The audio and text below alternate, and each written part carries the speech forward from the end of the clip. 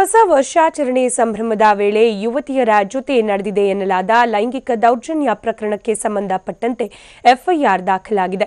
ಮಾಧ್ಯಮಗಳಲ್ಲಿ ವರದಿ ಬಂದ ಮೇಲೆ ಎಚ್ಚೆತ್ತುಕೊಂಡಿರುವ ಬೆಂಗಳೂರು ಪೊಲೀಸರು ಕೊನೆಗೂ ಸ್ವಯಂ ಪ್ರೇರಿತ ದೂರು ದಾಖಲಿಸಿಕೊಂಡು ಎಫ್ಐಆರ್ ರಿಜಿಸ್ಟರ್ ಮಾಡಿದ್ದಾರೆ.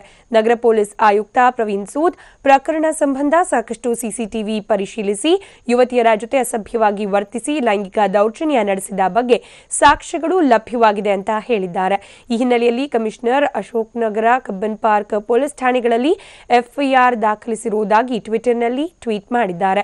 ಪ್ರಕರಣವನ್ನು ಗಂಭೀರವಾಗಿ ಪರಿಗಣಿಸಿರುವ ಕಮಿಷನರ್ ಪ್ರವೀಣ್ ಸೂದ್ ಮಾಧ್ಯಮಗಳಲ್ಲಿ ಬರ್ತಾ ಇರೋ ಫೋಟೋದ ಬದಲು ಪ್ರಮುಖ ಸಾಕ್ಷ್ಯಗಳು ಲಭ್ಯವಾಗಿವೆ ಅಂತ ಕೂಡ ಟ್ವೀಟ್ ಮಾಡಿದ್ದಾರೆ. ಪ್ರಕರಣಕ್ಕೆ ಸಂಬಂಧಿಸಿದಂತೆ ಡಿಸಿಪಿ ಶ್ರೇಣಿಯ ಅಧಿಕಾರಿ ತನಿಖೆ ನಡೆಸುತ್ತಿದ್ದಾರೆ. ನಾವು ಭರವಸೆ ನೀಡಿದಂತೆ ಅಂದು ಲೈಂಗಿಕ ದೌರ್ಜನ್ಯ ಮತ್ತು ಕಳವು ಮಾಡಲು ಯತ್ನಿಸಿದವರ ಬಗ್ಗೆ ಮಹತ್ವದ ಸಾಕ್ಷ್ಯಗಳನ್ನು ಪತ್ತೆ ಹಚ್ಚಿದ್ದೇವೆ. ಪ್ರಕರಣದ ಬಗ್ಗೆ ಎಫ್ಐಆರ್ ದಾಖಲಿಸಿದ್ದೇವೆ. ತನಿಖೆ ಕೂಡ ಪ್ರಗತಿಯಲ್ಲಿದೆ. ಪೊಲೀಸರು ಮತ್ತಷ್ಟು ಮಾಹಿತಿಯನ್ನು ಕಲೆ ಹಾಕುತ್ತಿದ್ದಾರೆ.